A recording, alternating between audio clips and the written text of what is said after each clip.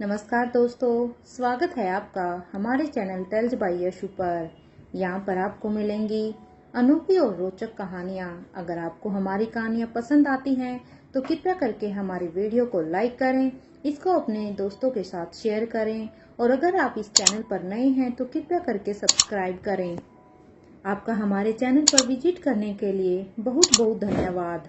चलिए आज की कहानी का सफ़र शुरू करते हैं। पिछले एपिसोड में हम सब ने सुना था कि यहाँ पर जैसे ही बाहर से मल्होत्रा हाउस में गाड़ियों की आवाज आती है तो अंजलि मामी जल्दी से आरती की थाली को लेने के लिए चली जाती है। इधर वो सभी यहाँ पर उनका दरवाजे पर अब उनके आने का वेट कर रहे थे तो इधर क्रिश और श्वेता भी आ जाते हैं, क्योंकि क्रिश वहाँ पर सान्याल हाउस में श्वेता को लेने के लिए गया हुआ था। और इधर क्रिश और श्वेता तो आ जाते हैं। तो यहाँ पर अब किशन मामा जब स्वाति को देखते हैं तो वो यहाँ पर स्वाति को देखकर अनिका से कहते हैं, अनिका बेटा, अगर तुम फ़ोन करके मुझे नहीं बताती ना तो मैं खुद ही स्वाति को पगफेरे की रस्म के लिए गुलेरिया हाउस में लेने आने वाला था। थैंक यू बेटा कि तुम खुद ही स्वाति को यहाँ पर ले आई। अब अपने मामा की ये बात सुनते ही अनिका कहती है, मुझे पता है मामा जी, यहाँ अब तक अंजलि मामी भी यहाँ पर आरती की थाल को लेकर आ जाती है और वो अब स्वाति और श्वेता दोनों की ही आरती उतार कर कहती है, अंदर अंदर आओ तुम दोनों। और ये सुनते ही अब स्वाति कहती है, अंजलि वैसे तुम्हें पता तो है ना कि मैं बस यहाँ पर शाम तक के लिए ही आई हूँ, फिर मुझे करण यहाँ पर लेने के लिए आ जाएंगे। ये सुनते ही अब अंजलि मामी कहती है, हाँ स्वाति, मुझे अच्छी तरह से पता है, क्योंकि ये तुम्हारी पगफेरे की रस्म जो है, इसलिए तुम्हें जाना आज ही पड़ेगा। और ये कहते हुए ही वो अब अनिका से कहती है, वैसे अनिका बेटा, आप अगर रोहित को भी फ़ोन करके यहाँ पर आने के लिए कह देती तो बहुत ही अच्छा होगा। इसलिए अगर आपने अभी तक नहीं कहा है तो प्लीज़ एक बार रोहित को कॉल करके यहाँ पर बुला लेना। वो क्या है ना कि मल्होत्रा परिवार के सारे के सारे दामाद यहाँ पर शाम के खाने के लिए रहेंगे।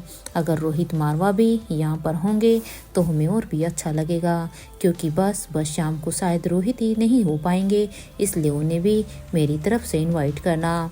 अब अंजलि मामी की ये बात सुनते ही अनिका कहती है, आप खुद ही उन्हें इनवाइट कर दीजिएगा मामी जी।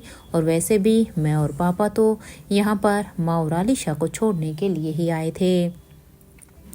हमें नहीं पता था कि यहाँ पर मल्होत्रा हाउस में आज शाम का ये प्लान है। और ये सुनते ही अपना नीमा भी कहती है, चुपचाप थोड़ी देर के लिए यहाँ पर हमारे साथ बैठो।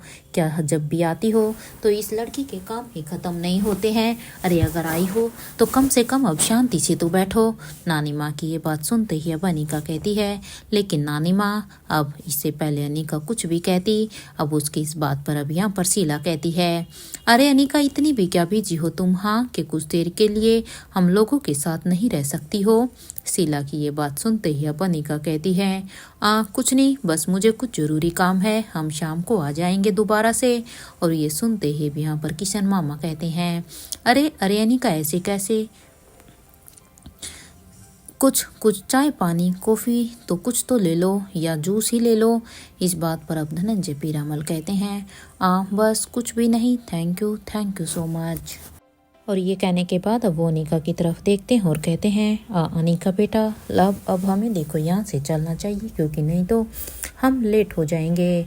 आप फिर से मल्होत्रा हाउस में शाम को करण के साथ आ जाना। अब धनंजय की इस बात को सुनकर अब अनिका भी यहाँ पर हाँ में अपना सिर हिलाती है और कहती है, ठीक है पापा, अभी चलते हैं।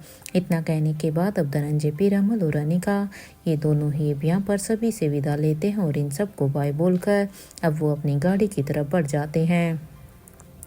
अब ये दोनों अपनी गाड़ी में बैठकर मारवा हाउस के लिए निकल जाते हैं। तो वहीं श्वेता अब यहाँ पर आलिशा से कहती है, आई एम सो ग्लैड कि आप आज यहाँ पर आई।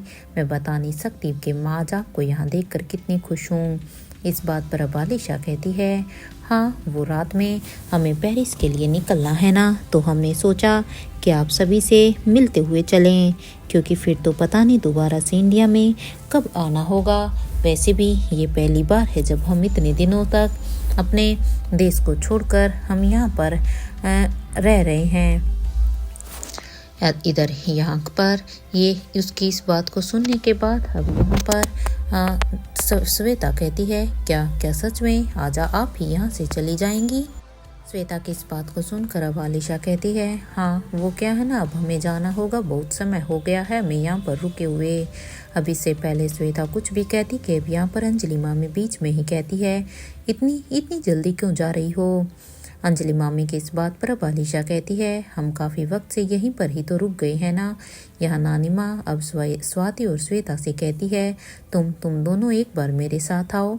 नानी माँ की ये बात सुनते ही अब स्वाति और श्वेता ये दोनों ही नानी माँ के पीछे पीछे जाने लगती हैं। तो वहीं अब अंजलि मामी किशन मामा से कहती है, जी आप रोहित मारवा को एक बार फ़ोन करके शाम के लिए इनवाइट कर दीजिए ना। वो क्या है ना, तो जब सभी दामाद आ रहे हैं तो उन्हें भी बुला लीजिए। अंजलि की इस बात पर अब किशन मामा कहते हैं, अंजलि तुम चिंता मत करो, अभी आलिशा और श्वेता आई है ना, तो उनके साथ अपना टाइम स्पेंड करो, बाकी का काम तुम मुझ पर छोड़ दो। वैसे भी शादी की तैयारियों में तुमने पहले ही बहुत सारी भागदौड़ कर ली है, इसलिए अब तुम अपने लिए थोड़ा सा समय निकालो और मैं उनके लिए अपने लिए थोड़ा सा समय निकालो। मैं यहाँ पर सब कुछ संभाल लूँगा। यहाँ पर अब ये सब सुनने के बाद अब यहाँ पर अंजलि मामी कहती है, मैं उनके लिए कुछ खाने के लिए लेकर आती हूँ। और ये कहते हुए ही अंजलि मामी अब किचन की तरफ जाने लगती है। तो वहीं किशन मामा अब अपने फ़ोन से रोहित मारवा को कॉल लगा देते हैं। कुछ देर के रिंग के बाद जब सामने से हेलो की आवाज़ आती है तो अब किशन मामा कहते हैं, रोहित बेटा आप आज शाम को फ्री हैं क्या। अब इस बात पर अब यहाँ पर रोहित कहता है, जी हाँ कहिए, क्या कुछ काम था क्या। अब रोहित की ये बात सुनते ही अब किशन मामा कहते हैं, वो माँ की इच्छा थी कि आप भी यहाँ पर सभी के साथ आज शाम को मल्होत्रा हाउस में आ जाते तो हमें बहुत ही अच्छा लगता। किशन मामा की इस बात पर अब रोहित कहता है कि क्या अनिका भी वहाँ आ रही है। अब ये सुनते ही अब किशन मामा कहते हैं, हाँ वो अभी आपके पापा के साथ मारवा हाउस के लिए ही निकली है, लेकिन वो शाम को आ जाएगी। उसने कहा है कि वो आपके साथ शाम को आ जाएगी, इसलिए एक बार मैं आपको इन्फॉर्म करना चाहता था। किशन मामा की ये बात सुनते ही अब रोहित कहता है, ठीक है फिर मैं आता हूँ। और ये सुनते ही अब किशन मामा कहते हैं, ठीक है बेटा आपका इंतज़ार रहेगा। और ये कहते हुए ही किशन मामा वो अपने फ़ोन को डिस्कनेक्ट कर देते हैं। तो वहीं अब कविन आलिशा भी मल्होत्रा हाउस में घूम रही थी और अब वो इधर उधर चक्कर काट रही थी कि तभी अब उनकी नज़र यहाँ पर सामने आराम से बैठी हुई शीला मौसी पर जाती है। और उन्हें इस तरह से आराम से बैठा हुआ देखकर अब आलिशा उनके बगल में आकर बैठ जाती है। इधर आलिशा को ऐसे देखकर अब शीला कहती है, क्या बात है रानी साहिबा, आपकी पदवी आपसे छीन ली गई है क्या, कि आपको हमारे साथ यहाँ पर बैठना पड़ रहा है। शीला की ये बात सुनते ही अब कविन आलिशा कहती है, एक्चुअली आपको मेरी टेंशन करने की बिल्कुल भी ज़रूरत नहीं है, वो मैं अपना संभाल लूँगी। वैसे आप जिंदा कैसे हैं, अरे हमें तो लगा था कि आपकी तो ऊपर की टिकट कट चुकी होगी, लेकिन सच में मुझे नहीं पता था कि आप इस तरह से मुझे सामने ही मिलेंगी। आलिशा की ये बात सुनते ही अब शीला आलिशा को घूर घूर कर देखने लगती है, मानो शीला के तन बदन में आग लग गई हो। तभी भी यहाँ पर आलिशा शीला को इस तरह से देखते हुए कहती है, रिलैक्स, वैसे मैं हूँ ना, आपको ऊपर पहुँचाने की रिस्पॉन्सिबिलिटी पूरी की पूरी मेरी है। कोई बात नहीं, आप अब तक ऊपर नहीं गई तो उससे बुरा मानने वाली बात कोई भी नहीं है, ये काम मैं अपने शुभ हाथों से कर दूंगी। आलिशा की ये बात सुनते ही अब शीला कहती है, तुम्हारी किस्मत अच्छी है रानी साहिबा, वरना तुम्हें और तुम्हारे उस भाई को तो मैं कब का ऊपर पहुंचा दिया था। लेकिन वो क्या है ना कि मेरा इस प्लान के बावजूद भी तुम दोनों अब तक जिंदा हो। यहाँ पर शीला आकाश और आलिशा के बचपन की बात करती है, जब वो उन्होंने उसे अंजलि मामी से चुराया था। ये सुनते ही आलिशा कहती है, आपका भी वही हाल करूंगी मैं जो आपने हम लोगों का करने की कोशिश की थी। इधर आलिशा की ये बात सुनते ही अब शीला कहती है, आग से मत खेलो रानी साहिबा, अगर आग से खेलोगी तो कहीं ऐसा ना हो कि अपने ही हाथ जला बैठो। यहाँ पर शीला की इस बात पर अब कभी नालिशा कहती है, कोई बात नहीं, हमें आग से खेलना पसंद है। वो क्या है ना कि वो हम भी इस आग से खेलना चाहते हैं। हम भी तो देखें कि आखिर इस आग में कितनी तपिश है। ये कहते हुए ही कभी नालिशा किचन के रूम की तरफ जाने लगती हैं। तभी अब उसके कानों में एक आवाज़ आती है कि क्या तुम्हें अपनी माँ से पूछा कि उसने तुम्हारे पापा को धोखा देकर मेरे भाई से शादी कर ली। उसने ये सुनते ही यहाँ पर कभी नालिशा पीछे मुड़कर अब शीला की तरफ ही देखती है, क्योंकि ये बात अब शीला ही कह रही थी जब आलिशा उसकी तरफ से दूसरी तरफ जा रही थी। इसलिए अब पीछे मुड़कर अब आलिशा कहती है, आपको देख कर ना मुझे पुराने ज़माने में जो टीवी सीरियल की वैम्प होती थी ना, बिल्कुल वैसी ही लग रही है। और ये कहते हुए ही आलिशा अब किचन की तरफ जाने लगती है। तो वहीं शीला मौसी अब अपने मन में ही कहती है, वैम्प वैम्प कहाँ है ना तुमने मुझे। हाँ, अब देखो मैं शाम के प्रोग्राम में क्या तमाशा करती हूँ। असली वैम्प क्या होती है मैं तुम्हें आज शाम को वो नज़ारा दिखाती हूँ। और ये सोचते हुए ही अब शीला अपने रूम की तरफ जाने लगती है। तो वहीं यहाँ नानी माँ से बात करते हुए ही स्वाति मल्होत्रा अब अपने सिर को उनकी गोद में रखती है। तो वहीं अब अंजलि मामी भी अब उनके लिए चेयर पर नाश्ता लेकर आ जाती है। तो यहाँ पर अब श्वेता कहती है, माँ आप यहाँ आकर बैठिए। ये कहते हुए ही यहाँ पर अंजलि मामी ट्रे को बीच में ही रखते हुए ही अब वहाँ पर आकर श्वेता के पास आकर बैठ जाती हैं, जैसे स्वाति के साथ नानी माँ बैठी हुई थी। और अब वो श्वेता को बड़े ही ध्यान से देखती है। तो श्वेता अब एक रेड कलर की डिजाइनर ड्रेस पहनी हुई थी। उसमें उसके बाल खुले स्ट्रेट थे, गले में एक डायमंड नेकलेस और एक बड़ा सा मंगलसूत्र था, और साथ में ही मांग में सिंदूर था।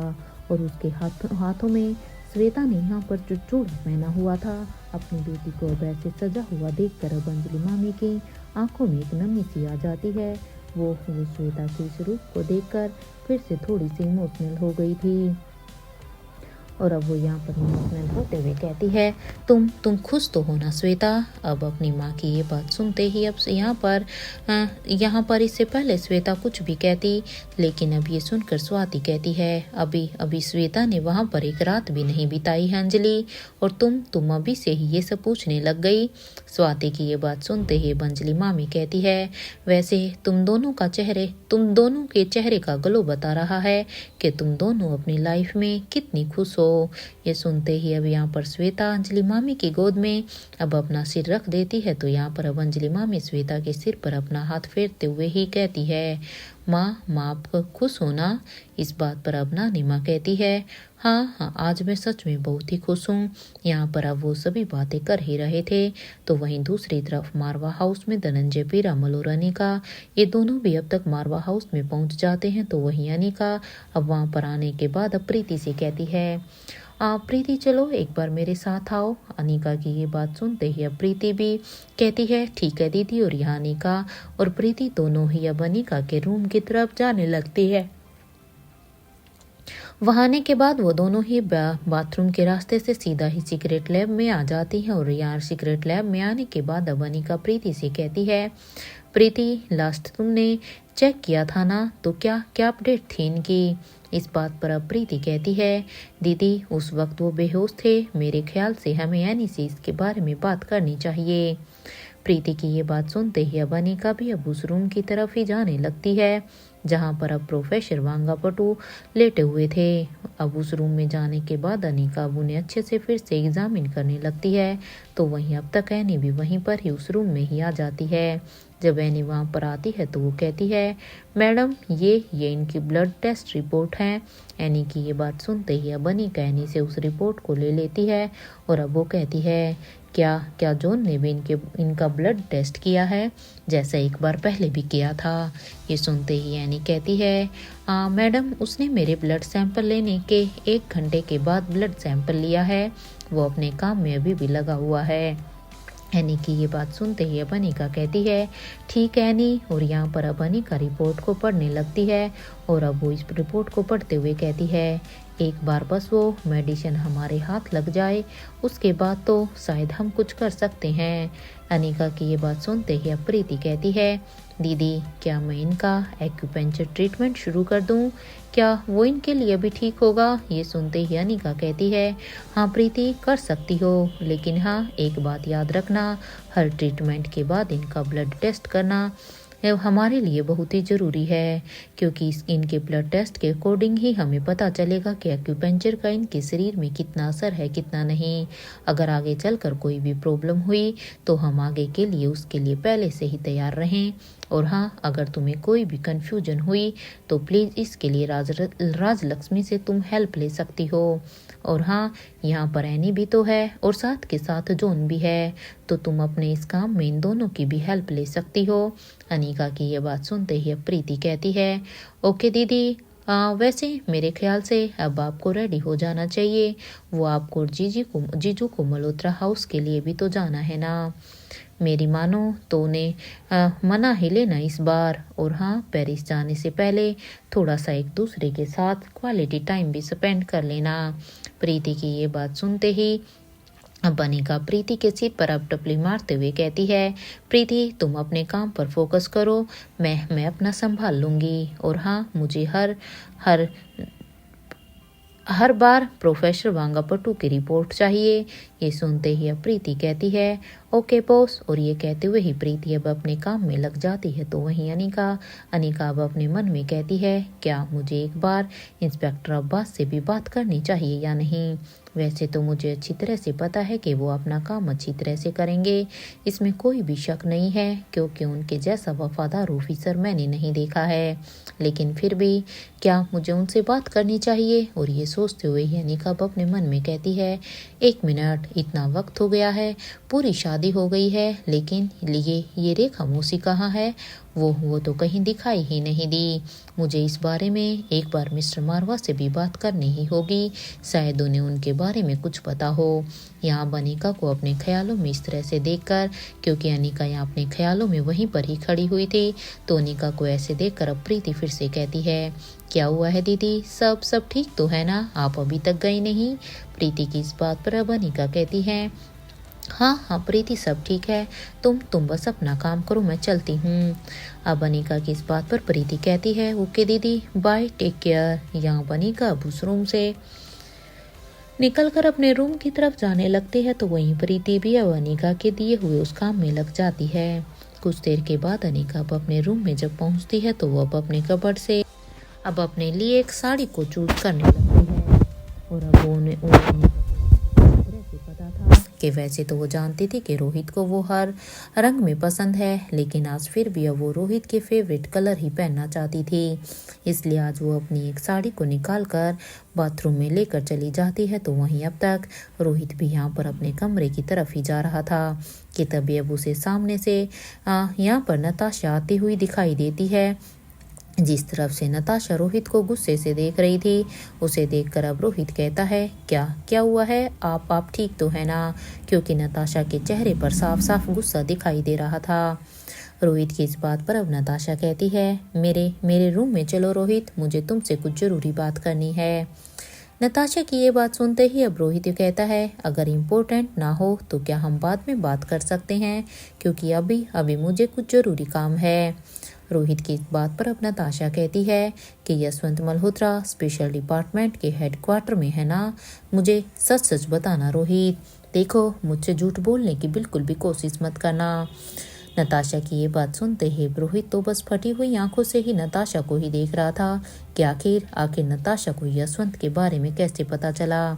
तो यहाँ नताशा अब रोहित के थोड़ा सा पास आकर अब रोहित के कान में कहती है, तुम अनिका के नाना को छोड़ सकते हो रोहित, लेकिन मैं उसे नहीं छोड़ूंगी। उसकी मौत तो पक्की ही है। जाकर कह दो अपनी वाइफ से, आज मेरी बहन की जो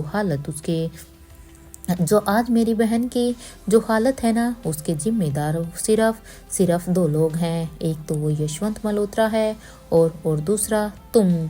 और ये सुनते ही अब रोहित तो बस हैरानी से नताशा को ही देखने लगता है कि आखिर उसकी मासी उससे क्या कह रही है। और अब वो हैरानी से ही अब कहता है कि मैं कैसे मासी, अब ये भी बता दो। रोहित की ये बात सुनते ही अब नताशा एक सरकास्टिक से स्माइल देते हुए कहती है, मैं उस यशवंत मल्होत्रा को नहीं छोड़ने वाली हूँ। और ये कहते हुए ही वो अब अपने रूम की तरफ जाने लगती है, क्योंकि वो रोहित आयशा की हालत का जिम्मेदार कैसा था वो कुछ भी नहीं बताती।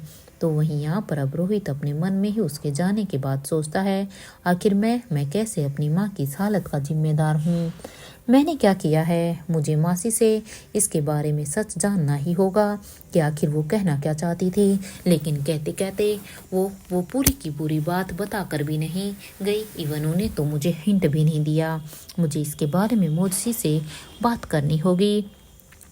साथ ही मुझे इनके ऊपर अब अपनी नज़र भी रखनी होगी, कहीं ये अपने गुस्से में अपने लिए हुए किसी भी डिसीजन की वजह से प्रॉब्लम ना क्रिएट कर दे।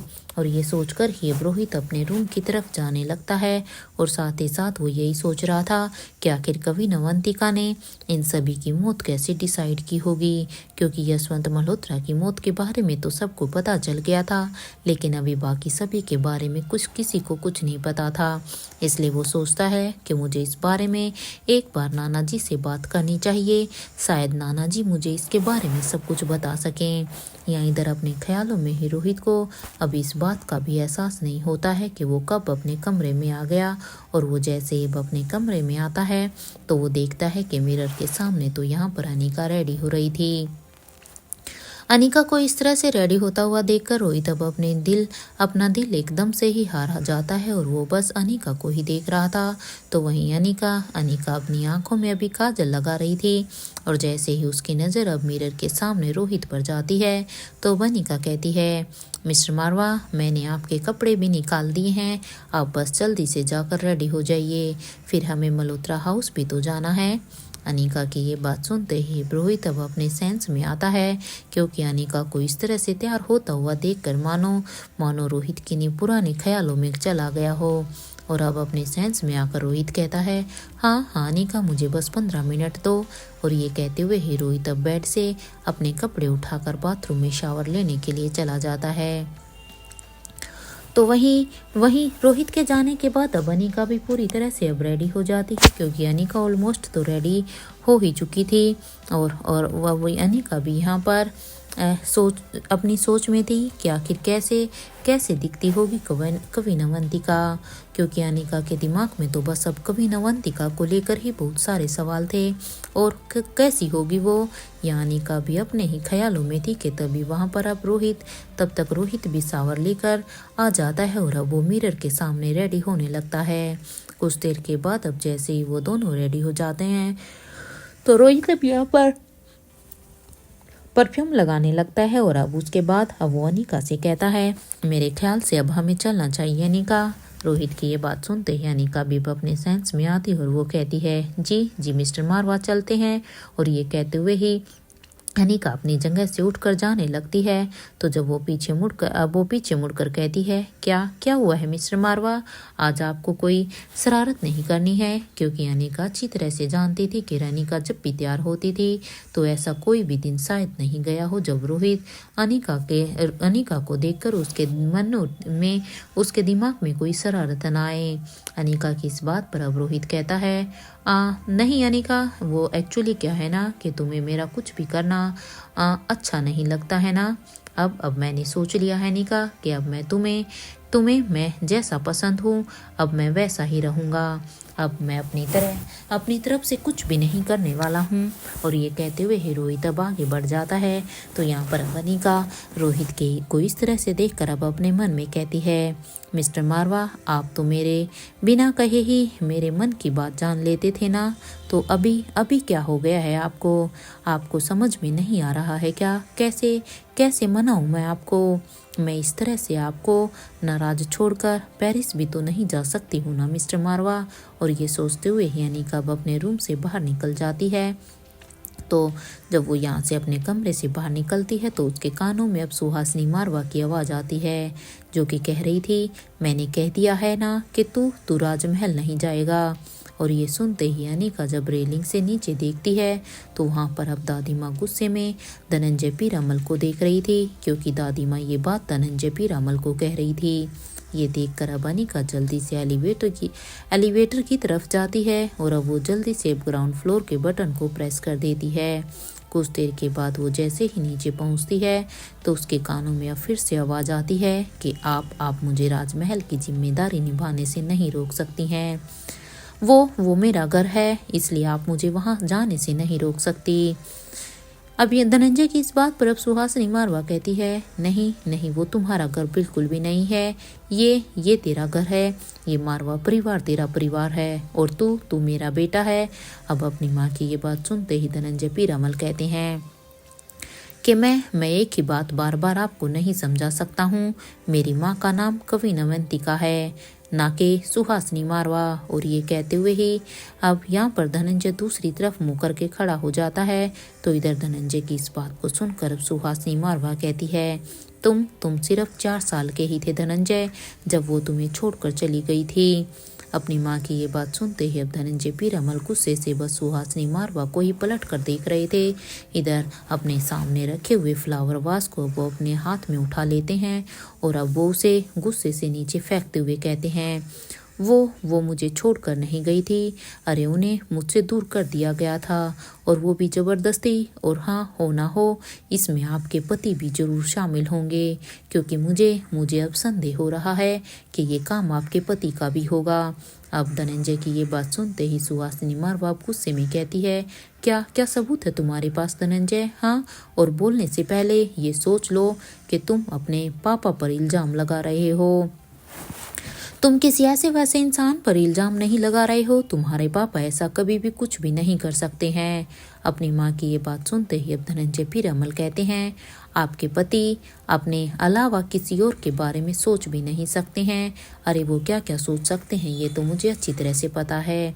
और हाँ, मैं राजमहल जा रहा हूँ तो मैं राजमहल जा रहा हूँ, वहाँ मेरी माँ की यादें हैं और मेरे लिए इतना ही काफ़ी है। ये सारी बातें इधर यहाँ रोहित भी सीधा खामोशी सी से चुपचाप खड़ा होकर सुन रहा था। तो वहीं अनिका उसे कहती है, मिस्टर मारवा, आप कुछ कहते क्यों नहीं है? ऐसे तो ये बात कितनी बढ़ती जा रही है। अनिका की इस बात पर अब रोहित कहता है, अनिका, मुझे ये दोनों ही अपनी अपनी जगह पर सही लग रहे हैं। एक तरफ से अगर मैं देखूँ तो मुझे दादी माँ भी गलत नहीं लग रही है और दूसरी तरफ से मुझे पापा भी गलत नहीं लग रहे हैं। तो अनिका, तुम ही बताओ मैं किसको क्या बोलूँ? अब ये सुनते ही अब अनिका कहती है, मैं दादी माँ की हालत समझ सकती हूँ मिस्टर मारवा। इस बात पर अब रोहित कहता है, तुम्हारे हिसाब से पापा गलत हैं? अब ये सुनते ही अनिका कहती है, नहीं मिस्टर मारवा, मैंने ऐसा कहा कि पापा गलत हैं, लेकिन हाँ, पता नहीं क्यों मुझे ऐसा लगता है कि पापा के बचपन में कुछ ऐसा हुआ है जो मैं उनकी आंखों में देख सकती हूँ, समझ सकती हूँ। अनिका की इस बात पर अब रोहित कहता है कि राजमहल पर अटैक हुआ था अनिका। अब ये सुनते ही अब अनिका कहती है, मिस्टर मारवा, क्या आपको इसके बारे में पता है? अनिका की इस बात पर अब रोहित कहता है, अनिका, पता है लेकिन ज़्यादा नहीं पता है, बस थोड़ा बहुत ही पता है। जहाँ पर अब अनिका और रोहित आपस में ही बातें कर रहे थे कि अब यहाँ पर सभी के कानों में अब नताशा की आवाज़ आती है, जो कि अब यहाँ पर कह रही थी, अरे मुझे समझ में नहीं आता है कि इस टॉपिक को इतना खींचने की क्या ज़रूरत है। और माँ, इतने सालों बाद आपको अपने बेटे की याद आई है? हाँ, अरे ये दो नालायक है ना आपके पास, तो करिए ना इन्हें प्यार, क्योंकि आपको तो प्यार करने के लिए आपके पास आपके 2 प्यारे बेटे हैं। इधर नताशा की ये बात सुनते ही तो अब पंकज मारवा और हंसराज मारवा दोनों ही अब नताशा को ही तेज आवाज में कहते हैं, आयशा, तुम्हारी हिम्मत कैसे हुई? देखो, अब तुम फिर से हम लोगों से बेवजह में ही पंगा ले रही हो। हमें ऐसे कुछ कहने की तुम्हारी इतनी हिम्मत? इधर उनकी इस बात को सुनकर अब नताशा उन्हें इग्नोर करते हुए ही कहती है, धनंजय, आप जाइए और अपनी रिस्पॉन्सिबिलिटी निभाइए, क्योंकि आपकी रिस्पॉन्सिबिलिटी आपको बुला रही है। यहाँ की चिंता मत करना, मैं हूँ ना यहाँ पर। इधर आयशा की ये बात सुनते ही अब धनंजय पीरामल कहते हैं, ठीक है आयशा, तुम अपना ख्याल रखना। और इधर ये सुनते ही यहाँ पर सुहासिनी मारवा कहती है, ये तुमने अच्छा नहीं किया आयशा। अरे मेरे बेटे को मुझसे दूर कर दिया, क्या मिल गया तुम्हें? सुहासिनी मारवा की ये बात सुनते ही अब नताशा कहती है, क्या आपने एक 5 साल के बेटे को उसकी माँ से दूर नहीं किया था क्या? अब नताशा की ये बात सुनते ही अब सुहासिनी मारवा एकदम से ही खामोश हो जाती है, लेकिन अब वो गुस्से से बस नताशा को ही देख रही थी। तो वहीं धनंजय पीरामल अब यहाँ पर कहते हैं, चले रोहित और अनिका। इधर अब धनंजय पीरामल की ये बात सुनते ही अब वो दोनों भी हाँ में अपना सिर हिला देते हैं और अब धनंजय, रोहित और अनिका ये तीनों ही अब वहाँ से फिर से मल्होत्रा हाउस के लिए निकल जाते हैं। तो भी यहाँ पर सुहासिनी मारवा अब नताशा से कहती है, पता नहीं किस जन्म के कर्मों का फल हो तुम। इस बात पर अब नताशा कहती है, मैं आपके और आपके इस नालायक बेटे हंसराज के बारे में भी यही सोचती हूँ। वैसे आपने क्या पाप किए हैं जो आपको ऐसे बेटे मिले हैं? क्या आपको आप ऐसे बेटों के बारे में सोचकर बुरा नहीं लगता? लेकिन हाँ, मानना पड़ेगा, पाप तो आपने कोई बहुत ही बड़े किए हैं जो इतने नालायक बेटे आपको आपकी इस जिंदगी में मिले हैं। नताशा की ये बात सुनकर तो अब यहाँ पर सुहासिनी मारवा एकदम ही गुस्से में ही तिल मिला जाती है।